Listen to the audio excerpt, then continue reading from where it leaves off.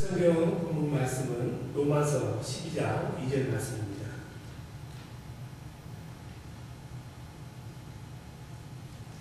같이 화면에 져 있으니까 읽으시도록 하겠습니다. 같이 한 목소리로 읽습니다. 너희는 이 세대를 본받지 말고 오직 마음을 새롭게 함으로 변화를 받아 하나님의 선하시고 기뻐하시고 온전하신 뜻이 무엇인지 분별하도록 하라. 아멘. 오늘날은 그 기술이 이렇게 발전하는데 그 속도를 우리가 예측을 할 수가 없습니다. 제가 미국에 와서 물론 한국에서 저도 그 셀폰 회사에서 근무를 했었는데 그때 제가 있을 때 아날로그에서 디지털로 퀀텀 기술을 써서 CDMA 그 막 나올 때였어요. 그 전에 것들은 전화기 형태로 파통만 했어요. 네. 홍콩에 가면 홍콩 사람들 파통만한 전화기 가지고 폼잡고 호텔에서 왔다 갔다 하는 걸 많이 봤는데 요즘은 그게 폼잡기가 좀 힘들죠. 네. 이 셀폰이 엄청나게 빨리 진화하고 그럴 뿐만 아니라 요즘은 산업의 경계가 무너져요. 그래서 옛날에는 컴퓨터만 만든 회사들이 요즘은 컴퓨터만 파는 게 아니에요. 그냥 전화기 사업도 하게 되고 구글에서도 뭐 전화도 하고 뭐 이렇게 산업의 경계가 무너져 버리고 우리들이 미처 예측하기도 전에 엄청난 변화들이 많이 일어납니다. 그래서 그 변화에 제때제때 잘 적응을 하면은 살아가는데 기업들이 조금만 늦어지면은 2, 3개월만 늦어지면은 그냥 그 기업들이 그냥 주저앉아요. 우리가 잘 아시다시피 도요타가 얼마나 훌륭한 기업이었습니까? 그런데 그 차체에 있는 결함이 있는 것을 재빨리 폴로우를 안 하다 보니까 도요타의 명성이 하루아침에 그냥 무너지는 것을 봅니다. 여러분들이 그 셀폰 회사 중에 핀란드 회사인데 노키아라는 회사가 알 겁니다. 핀란드는 뭐 땅이 없고 다 산이고 뭐 다 이렇게 산림이 무거진 그런 곳인데 이 핀란드의 대표 국가 기업이에요. 노키아는. 그래서 전 세계 셀폰 시장의 약 40%를 점유할 만큼 셀폰 시장의 강자였어요. 그랬는데 3년 전부터 이 노키아가 무너지기 시작한 거예요. 그 이유가 뭐였냐면은 바로 애플에 우리가 얼마 전 파괴한 스티브 잡스라고 하시죠. 그분이 그 컴퓨터 산업을 하던 기업에서 아이폰 그걸 터치폰을 개발해가지고 시장에 나오니까는 노키아가 그냥 그야말로 넉다운 돼버렸어요. 그 이유가 변화에 빨리 적응을 못하고 세계 1등이라는 자만심에 빠져서 그런 거예요. 노키아도 빨리 안드로이드 그 스마트폰을 개발했어야 되는데 자기들이 주요 타겟으로 삼았던 중저가 브랜드의 노키아 시장에만 안주하다 보니까는 스마트폰을 빨리 개발해야 되는데 더디 개발했고 다른 회사들은 책상에 터치폰을 개발할 때 노키아는 그저 고집스럽게 원래 하던 방법대로 그대로 가지고 있다 보니까 6개월이나 늦게 터치폰을 개발해가지고 그것 때문에 3년 전부터 노키아가 그냥 셀폰 시장에서 계속 올라가는 그런 길을 걷게 됩니다. 그래서 요즘에 세계 기업을 경영하는 데 있어서 1등 기업을 할 필요가 없어요. 1등은 모든 사람이 공격을 하니까 2등 기업이 좋습니다. 2등 하면서 적당히 눈치 보면서 남이 개발하는 거 빨리빨리. 그래서 한국 기업이 눈치 빠르게 요즘 21세기에 사정없이 바뀌는 이 시대에 이 한국 기업들이 이렇게 경쟁력을 가는 이유가 눈치가 빨라서 빨리빨리 뵙겠습니까? 순발력이 있다 이 말이에요. 기술이 엄청 빨리 이렇게 진보하기 때문에. 그래서 우리가 잘 아는 그 찰스 다윈이라는 사람이 지나온 물론 예수 믿는 사람은 그거를 믿을 수가 없는 거지만 그 사람이 이 동물들이 생존하는 자연계를 바라보니까 어떤 동물들이 끝까지 생존하는가 하고 유심히 살펴보니까는 똑똑하고 잘나고 강한 종족들이 계속해서 살아남는 것이 아니라 약해 보이고 유약해 보여도 눈치를 잘 봐가지고 빨리빨리 변화하는 환경에 적응하는 종족들이 오래 살더라 이 말이죠. 대표적인 예로 쥐라할지 뭐 이런 것들. 눈치 빠른 종족들이 오래 생존하더라. 그래서 적자 생존을 이야기를 했습니다. 오늘날에도 환경의 변화에 민감하게 반응하는 사람이나 기업은 살아남지만은 그것에 조금만 뒤처지면은 얼마나 빨리 변하는지 몰라요. 급속하게 변하기 때문에 눈 깜짝할 사이에 무슨 일이 발생해버려요. 저도 엊그제 삼성 거 3G 폰을 가지고 있었는데 요즘은 4G 폰이 나왔어. 기술 하나가 업그레이드 되려면 이전에는 6개월이 걸렸다면 요즘은 2, 3개월이면 되고요. 그리고 옛날에는 사업들이 이 회사는 이거 하는 회사, 이건 이거 하는 회사 이렇게 규분이 되어 있는데 요즘은 그게 경계가 무너져 버렸어요. 그러다 보니까는 요즘 이 소프트웨어를 개발하는 회사에서는 빵공장 사장을 CEO로 영입하기도 해요. 그게 새로운 혁신적인 아이디어를 줄 수 있기 때문에 그렇습니다. 그래서 변화하는 삶, 변화하는 삶, 상황과 환경이 바뀔 때 거기에 재빠르게 적응해야만이 계속해서 생존할 수 있는데 그 변화에 더디게 반응하면은 주저앉습니다. 손해도 많이 봅니다. 그런데 보편적으로 우리가 변화를 싫어해요. 어떤 사람들은 새로운 것을 좋아하기도 하지만 사람들의 보편적인 특성은 변화하는 것을 싫어해요. 원래 했던 그대로, 앉은 자리 그대로. 우리 지금 지사님 두 분도 가만히 보면 지금 작년 1년 내내, 올 앞으로 1년 동안도 앉은 자리 그 자리 꼭 앉을 거라고. 우리 지사님도 제가 그 자리 지정해 주니까 다른 데 앉으면 무대가 안 될 것 같아서 꼭 거기 가. 이 사람은 원래 자기 익숙한 것에 편안해서 그것을 떠나기 싫어해요. 그걸 바꾸고 체인지를 하면은 예측이 안 되고 불안하고 불편하고 두려운 거예요. 자주 가던 길로 가면은 예측이 되니까 두려움이 없는데 새로운 일을 하고 새로운 방법을 하다 보면은 이게 성공할지 실패할지 두려움도 있고 불안하고 불편하고 이런 것들 때문에 뭐가 바뀌는 것을 싫어해요. 오늘 지금 2부 예배 드리는 것도 저는 성향이 컨템포러리 예배를 좋아해요. 주격을 맞춰서 이렇게 하는 걸 싫어하는데 우리 신혁태 목사님이 오늘 2부 예배를 한번 전통 예배를 해봅시다. 했더니 참 좋네요. 네? 여러분들 그러지 않으세요? 네. 그래서 변화를 조금씩 주면은 우리가 리프레시가 되고 그래서 오늘 지금 우리 성도님들 몇 가지는 이 자리에 없는데 일상을 떠나서 여행을 가는 거예요. 여행을 가면은 삶의 변화가 있고 마음이 좀 리프레시가 되는 그런 효과를 얻을 수 있기 때문에 삶의 변화를 주는 것이 바로 여행을 가는 것입니다. 그래서 우리들이 이 세상에 살면서 기업들이 요즘은 무한 경쟁 시대예요. 국경도 없어졌고 뭐 내가 지켰던 산업도 없어지고 금방 후발주자들이 앞선 자들을 따라잡게 하고 엄청나게 그냥 어디서 나의 경쟁자가 나타나서 나를 무너뜨릴지 모르는 그런 무한 경쟁 시대가 되는데 이 무한 경쟁 시대에 살기 위해서 기업들은 아주 피나는 노력을 합니다. 삼성, 한국에서 제일 긴 기업이라는 삼성, 이건 회장이 있잖아요. 마누라하고 자식들 놔두고는 다 바꾸자고. 예, 다 바꾸자고. 그러지 않으면 살 수가 없기 때문에. 체인지하는 그런 변화에 적응하는 그런 센서빌리티가 없으면은 그대로 주저앉는 거예요. 어제는 어제고 오늘은 또 오늘인 거예요.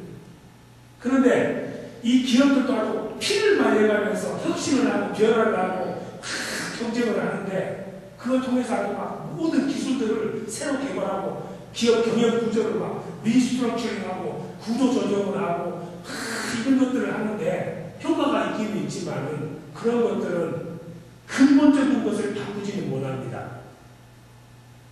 그런 많은 세상의 혁신이나 변화는 피상적인 것, 목적을 위해서 어떤 것을 바꿀 수는 있지만은 사람을 바꾸지는 못해요. 사람의 마음을 바꿀 수 있는 기력은 없어.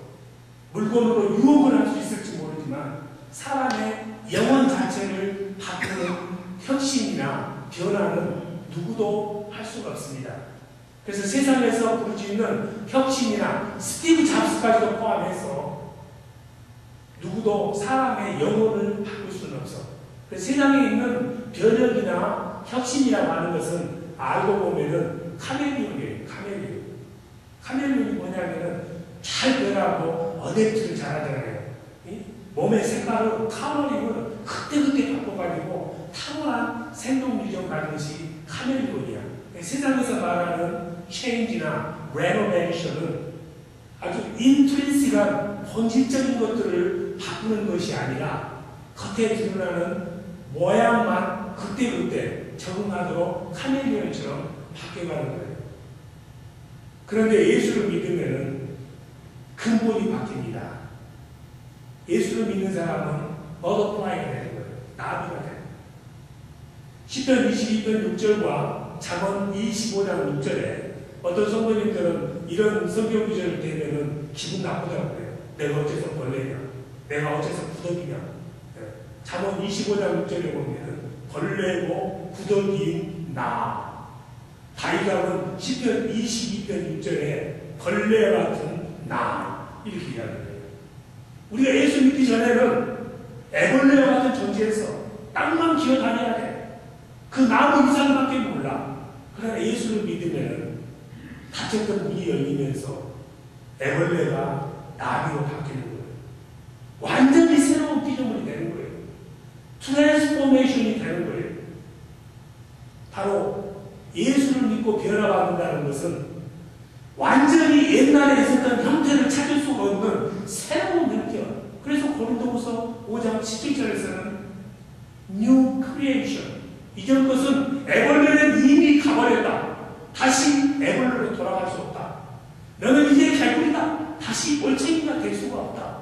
이게 바로 예수 믿는 사람들이 말하는 변화, 트랜스포메이션, 체인지, 레노베이션, 영혼 자체가 바뀌는 거예요. 쥐가 있었는데 창조 때 하나님이 쥐도 만드셨어요. 쥐도 필요합니다. 쓰레기 안 먹어주면 누가 그걸 다 치우고 있어요. 네. 쥐약장사도 돈 먹고 사는 거예요. 그렇잖아요. 쥐 없으면 쥐약 만든 사람 뭐 먹고 살아. 네. 쥐가 있었는데 쥐가 태어나서 보니까 고양이 울음소리만 나도 잠이 안 오는 거예요. 너무 괴로운 거예요. 하나님의 기도를 했어. 하나님, 내가 어쩔 수 없이 쥐로 태어났지만 저는 고양이 숨소리, 발자국 소리, 그냥 울음소리만 들어도 저는 불안해서 잠을 못 잡니다. 그래? 그럼 내가 너를 고양이를 만들어줄게. 고양이가 됐어요, 지금. 고양이가 돼가지고 딱 가다 보니까 또 개를 만났네. 개를 만나니까 또 개소리만 들으면 불안해서 잠이 안 오는 거야. 다 괜찮은데요. 그냥 저는 개 발자국 소리만 들어도 잠을 못 자겠어요. 그래, 그럼 내가 호랑이를 만들어줄게. 호랑이를 뻥 하고 만들어줬어요. 그랬더니 또 하나님에게 기도를 하는데, 아이고, 사냥꾼만 보면 저는 무서워서 못 살겠어요. 하나님이 불러다가 이리 와. 너는 아무리 바꿔봐도 소용이 없어. 네 멘탈리티는 여전히 생기야. 그러니 편하게 생기가 되라. 그래서 생기가 된 다음에 생기의 운명은 뭐였냐? 밤에만 돌아다니고 쓰레기통 뒤져서 남은 음식만 먹도록 하는 그런 축복을 쥐들이 받았습니다. 세상에 피상적으로 뭘 바꿔봐야 안에 있는 인사이드가 안 바뀌면은 여전히 그 사람은 정체성이 옛날 그대로 사는 거예요.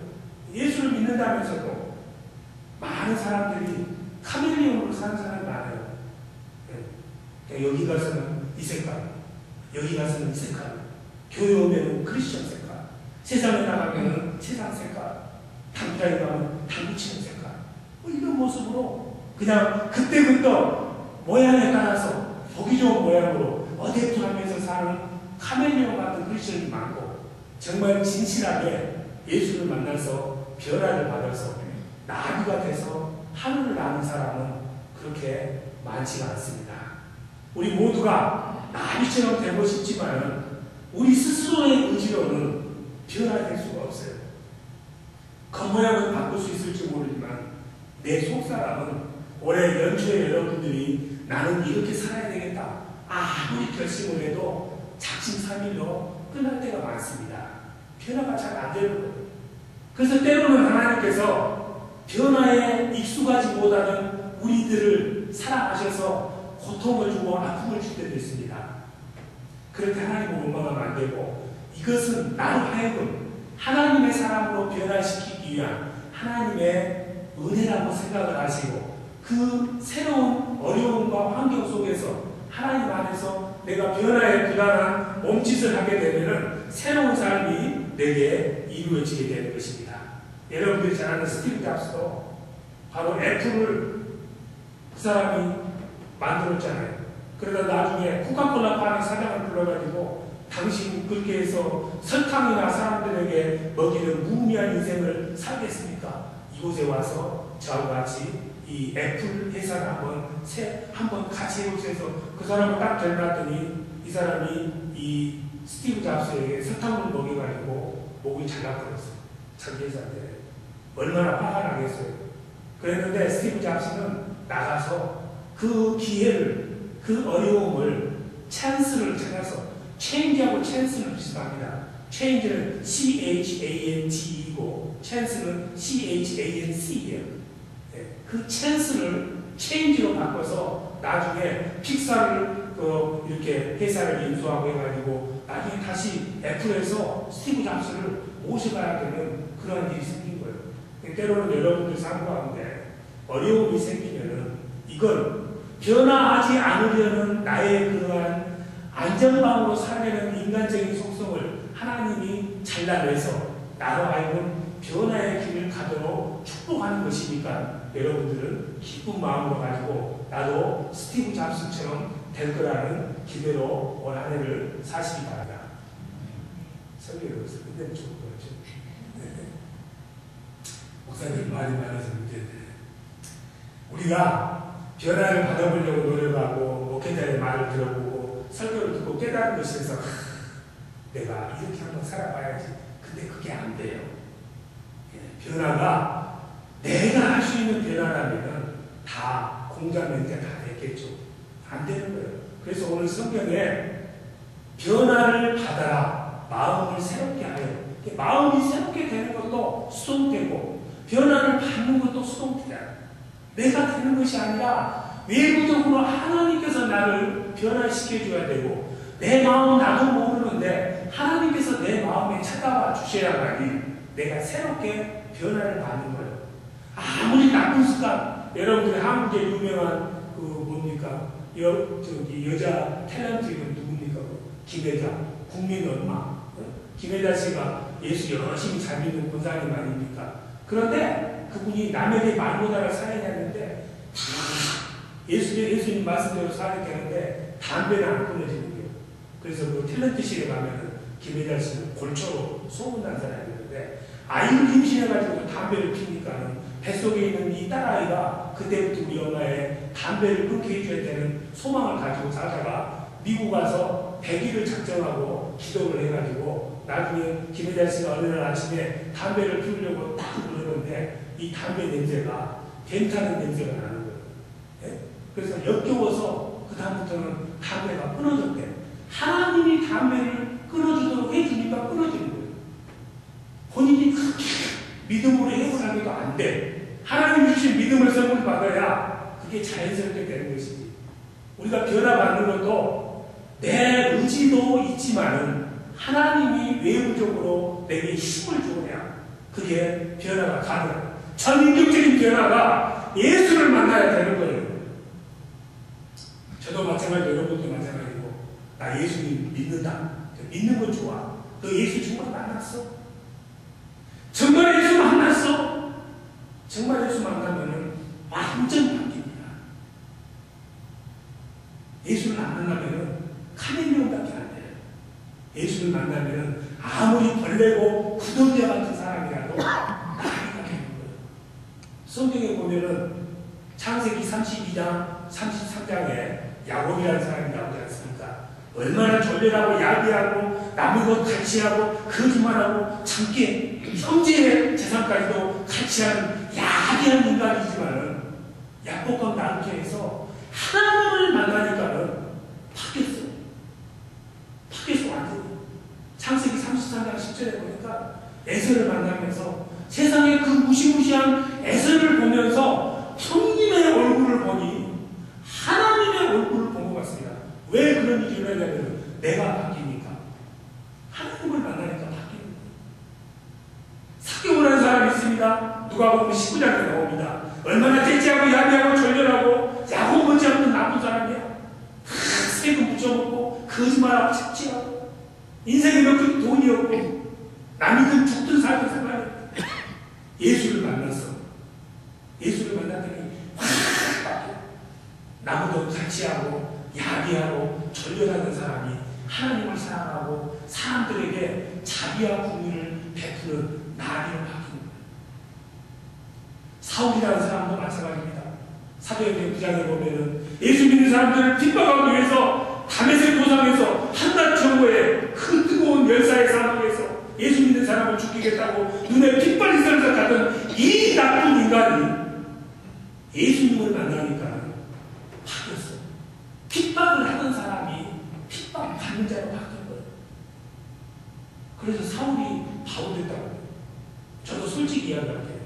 사울이 어떻게 바울 됐는가 해서 저는 정말 바울이 세례받으면서 세례명이 새로 바울 된 줄 알았어요. 그래서 우리 정 목사님이 우리 수요일 날 성경 공부하시다가 사울이 바울 된 것이 똑같은 거고 영어로 저를 뭐 발음이 잘 안 되잖아요. 미국 사람들한테 한국 사람들 김재범 그러지만 영국 사람들 짜이고 뭐 이런 식으로 하잖아요. 마찬가지로 히브리어로는 사울이지만 헬라어로는 바울이에요. 이름이 다른 게 아니라 똑같습니다. 네, 마찬가지로 사울이 바울로 불리는 이유는 구더기와 벌레와 같은 사람이었지만 예수를 만나니까는 완전히 핍박하던 자에서 핍박받는 것을 기뻐하는 자로 바뀌어요.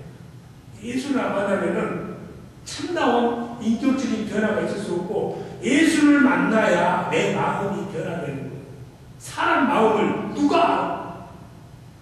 열 길 물속은 알지만 한 치밖에 안 되는 사람의 속은 누가 알아? 10년을 살아도 몰라.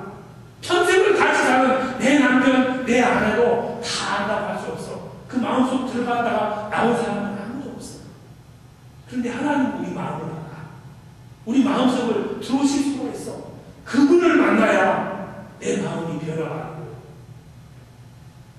그분을 만나야 새 사람 되는 거예요.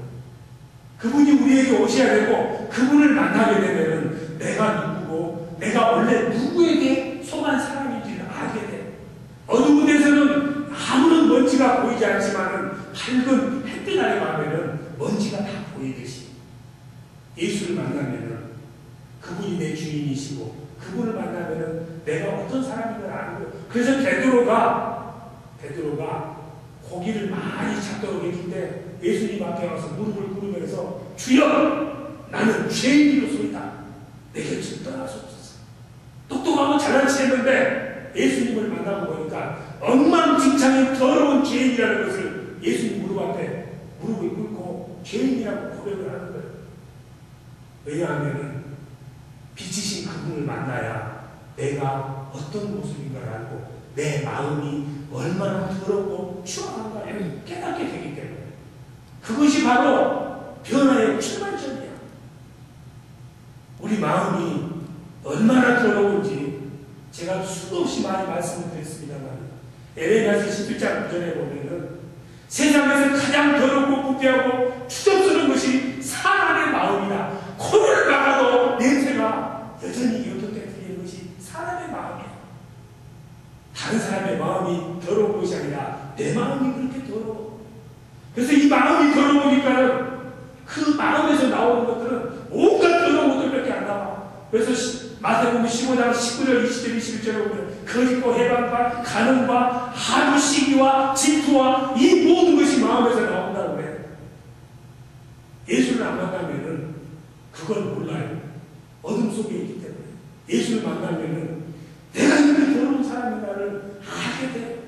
하나님 앞에 나오게 돼. 고백하게 돼. 나는 더러운 사람입니다. 이 고백하는 것이 쉬운 일이 아닙니다. 자존심도 상하고 내가 이것밖에 안 되는 인간인가 자괴감이 들 수가 있어. 그런데 그런 순간에 내 마음이 찢어져. 마음이 찢어지면서 그 찢어진 사이로 더러운 것들이 다 빠져나가고 예수의 은혜가 내 안에 들어오는 거예요. 세례 받는 것은 그래서 주님에게 죄인임을 고백할 때 내 영혼이 찢어지면서 그 찢어진 틈새로 예수의 은혜가 들어오게 되고 그 틈새를 통해서 쓰레기처럼 더러운 나의 영혼이 빠져나가서 성결하고 깨끗한 하나님이 주신 원래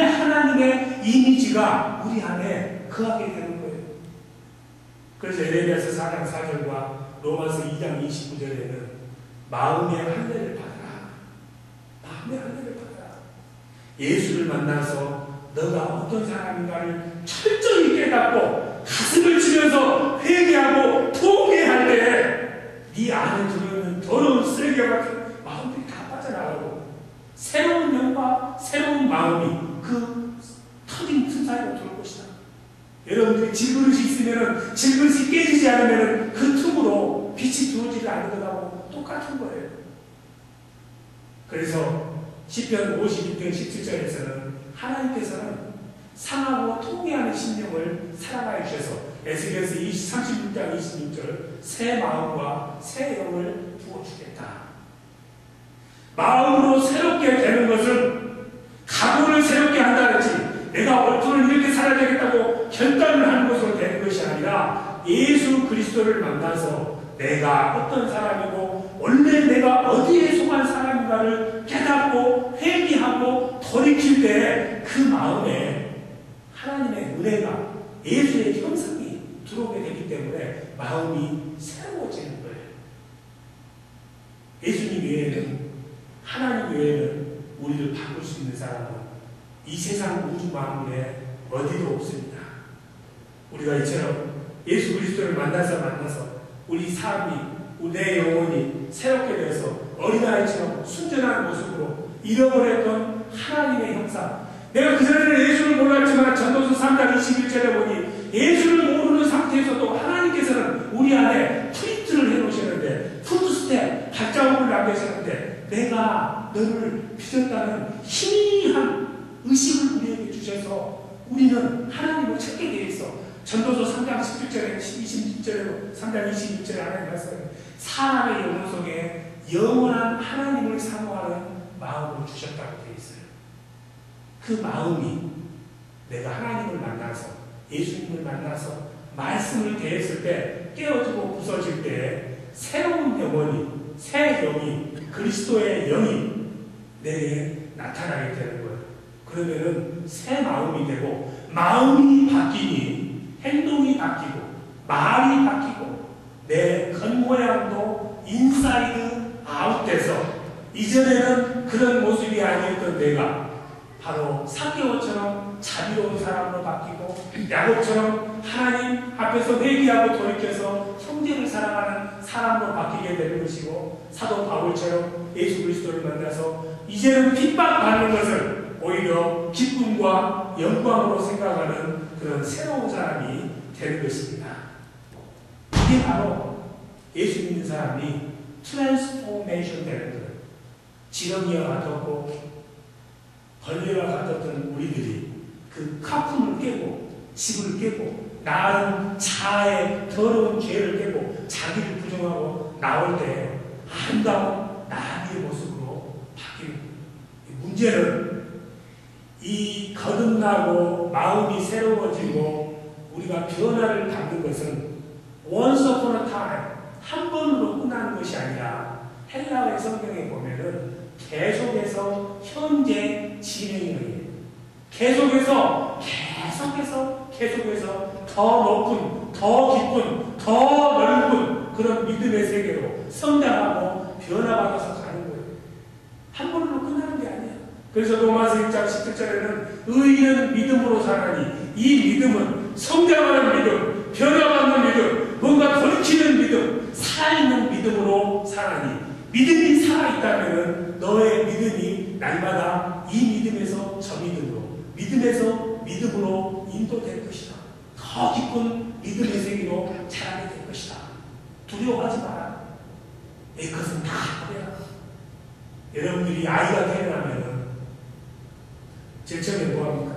우리 집사님 지금 데이비 태어나는데 집사님은 모유를 못 먹입니까? 모유 먹이는 장면을 보시잖아요. 네?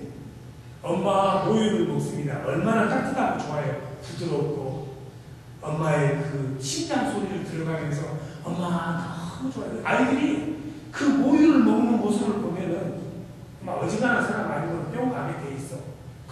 큰 천사 같아. 그 아이는 얼마나 좋겠어요. 엄마의 모유를 먹으면서 심장 소리 들으면서 엄마와 눈길을 마주치면서 너무 좋은데 한 달만 먹고라면 어떻게 해야 돼? 엄마가 닫아버리고 우유를 주는 거예요. 우유병 젖꼭지가 아무리 고음으로 잘 만들었기로 해서 엄마의 젖꼭지처럼 그렇게 달콤할까? 심장 소리도 안 들려. 아이가 우는 거야. 나는 이 우유 젖꼭지가 싫어. 싫어. 안 먹겠어. 나에게 미치지. 변화가 싫다 이거야. 불편하다 이거야. 맛이 없다 이거야. 싼나다 이거야. 그렇다고 해서 엄마가 20살이 되도록 계속 우유를 먹여야 될까? 안 되는 거예요. 변화를 받아야 되기 때문에 여기 좀 고통이 있지만 엄마가 결단을 해서 우유병을 바꿔. 계속 우유만 먹이니까 한참 지나다 보면 이유식을 줍니다. 그래도 우유병이 좋았는데 우유 젖꼭지 그냥 빠르게 좋아하는데 근데 갑자기 그러다 보니까 어머니가 그걸 확 싫어버려. 불편해. 두려워. 나는 싫어. 근데 엄마가 이유식을 먹여. 변화의 시작이야. 성장의 시작이야. 근데 아이가 거기에 자기를 적응해야 돼. 그래야 잘하거든. 더 잘하면 어떻게 돼? 이제 밥을 먹어야 돼. 예수를 믿고 여러분들이 계속해서 새로워지지 아니하고 변화받지 않으면 기저귀를 차고 교회에 나와서 목사님 엉덩이가 차가워 이런 사람이 되면 안 돼. 내 엉덩이 차가워 그렇게 보지보다는 그런 어린아이 갓난아이 같은 시력인이 너무 많아. 나만 알아줘. 내 엉덩이만 차가 기저귀 가야 변화받지 못하고 마음으로 새롭지 못하고 예수와 동행하는 삶을 살지 않으면 영원히 갓난아기 상태를 벗어나지 못하는 그런 유아적인 크리스천으로 살 수밖에 없습니다.